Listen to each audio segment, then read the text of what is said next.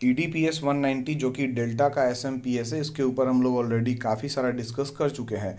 इस पार्ट में ये फाइनल वीडियो होगा, इसके अंदर हम लोग डिस्कस करने वाले हैं यहाँ पे जो दो मॉसफेट लगा है, यानी कि प्राइमरी स्विचिंग साइड, यानी कि जो हमारा प्राइमरी फ्लाईबैक ट्रांसफार्मर है उसकी मैं बात कर रहा हूँ। फिर उसके बाद में यहाँ पे गेट ड्राइविंग के लिए देखिए गेट ड्राइव ट्रांसफार्मर का यूज़ किया गया है।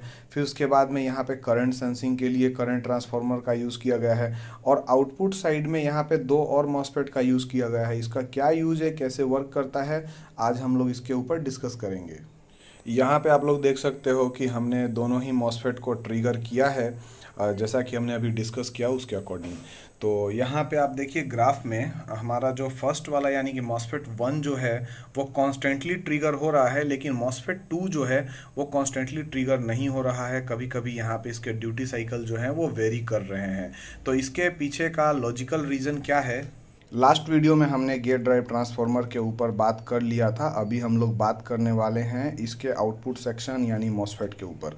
तो यहाँ पे आप देख सकते हो कि दो अलग अलग मॉसफेट को ड्राइव करने के लिए दो अलग अलग वाइंडिंग्स दिए गए हैं, लेकिन इसका टर्न ऑन टाइम दोनों का सेम होगा, क्योंकि फर्स्ट वाला जो मॉसफेट है वो यहाँ पॉजिटिव लेन से कनेक्ट है, सेकेंड वाला मॉसफेट ग्राउंड लेन से कनेक्ट है। तो दोनों एक साथ ऑन होंगे तभी यहाँ पे मैग्नेटिक फील्ड जो है वो इंड्यूस होगा, यहाँ पे वो करंट का फ्लो स्टार्ट होगा। तो इसके लिए यहाँ पे जो हाई साइड वाला मॉसफेट है उसके लिए अलग से यहाँ पे अलग से एक कॉइल का यूज़ किया गया है, क्योंकि इसका जो सोर्स वाला पॉइंट होता है वो फ्लोटिंग होता है। तो इसके साथ इसको कॉमन नहीं किया जा सकता है, नहीं तो ये शॉर्ट सर्किट हो जाएगा। तो इसके लिए यहाँ पे अलग वाइंडिंग है और इसके लिए अलग वाइंडिंग है। तो ये आपको कॉन्सेप्ट क्लियर हो गया होगा। अभी हम लोग इसके सेकेंडरी यानी कि आउटपुट साइड की बात करने वाले हैं। यहाँ पे कुछ कंपोनेंट है जो कि मेन है, जैसे कि हमारा ये सेकेंडरी वाइंडिंग है। फिर उसके बाद में दो मॉसफेट्स लगे हैं, एक शॉटकी डायोड है, यहाँ पे एक इंडक्टर है और आउटपुट में एक कैपेसिटर है। इसको समझने के लिए सबसे पहले हम लोग इसका जो वर्किंग है वो समझते हैं, और कई बार मैंने ये बताया भी है लेकिन फिर से मैं आपको बताता हूँ। यहाँ पे ये हमारा सेकेंडरी वाइंडिंग है और वोल्टेज जो है वो AC वेव शेप में है। तो होता क्या है कि जैसे ही हमारा पॉजिटिव पोटेंशियल है उस सिचुएशन में ये लोड ड्राइव होता है, और जब ये लोड ड्राइव होगा तो यानी कि इस इंडक्टर से भी करंट का फ्लो होगा, तो ये क्या होता है, मैग्नेटाइज हो जाता है, यानी कि इसके अंदर मैग्नेटिक फील्ड क्रिएट हो गया है। अब जैसे ही हमारा जो यहाँ पे हाई पोटेंशियल है वो लो होता है, तो उस सिचुएशन में ये जो मैग्नेटिक फील्ड है ये कोलैप्स हो जाता है और ये बैक EMF जनरेट करता है। तो बैक EMF का जो पॉजिटिव पोटेंशियल है वो कैपेसिटर पे आ गया है, लेकिन यहाँ पे हमें एक पाथ क्रिएट करना रहता है। तो ये पाथ हम लोग इस शॉटकी डायोड से क्रिएट करते हैं। लेकिन जब करंट का फ्लो बहुत ज़्यादा हो, जैसे कि 13-14 एम्पेयर के आसपास हो, तो उस सिचुएशन में ये जो शॉटकी डायोड है बहुत ज़्यादा हीट जनरेट करेगा। तो इससे प्रोटेक्शन के लिए यहाँ पे एक मॉसफेट डाला गया है। अब ये मॉसफेट क्यों है वो मैं आपको बता देता हूँ।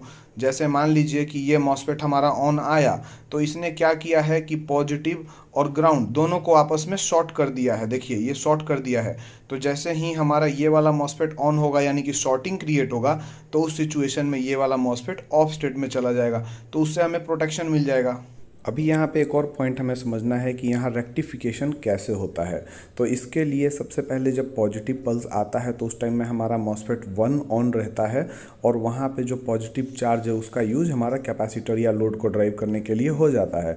लेकिन जैसे ही हमारा जो नेगेटिव स्पाइक आता है उस टाइम में तो मॉसफेट 1 ऑफ स्टेट में रहता है।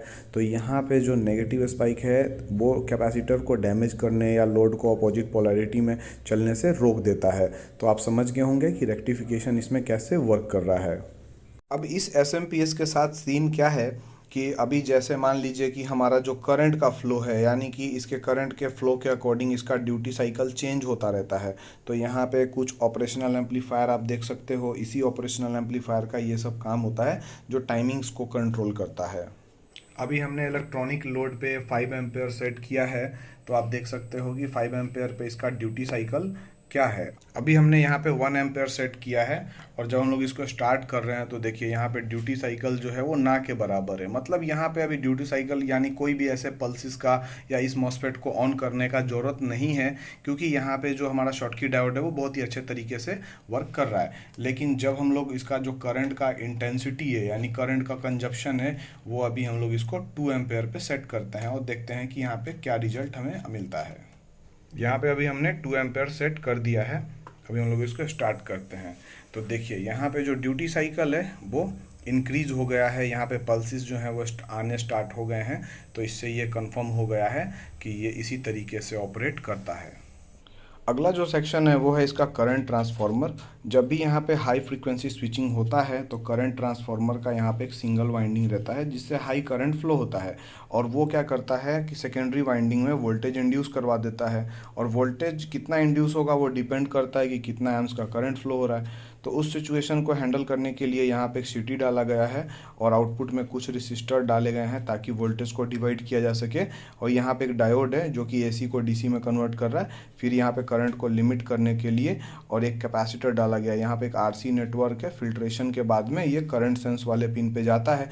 ये आईसी कैसे ऑपरेट करता है UC3843, उसके ऊपर काफ़ी सारे वीडियो बने हैं। ट्रबल शूटिंग कैसे करना है अगर कोई फॉल्ट आ जाता है उसके ऊपर भी वीडियो बना हुआ है, लिंक डिस्क्रिप्शन में डाल दे रहा हूँ, आप लोग वहाँ से जाके देख लीजिए। बाकी इस SMPS के ऊपर में लगभग सभी सेक्शंस के ऊपर हमने डिस्कस कर लिया है।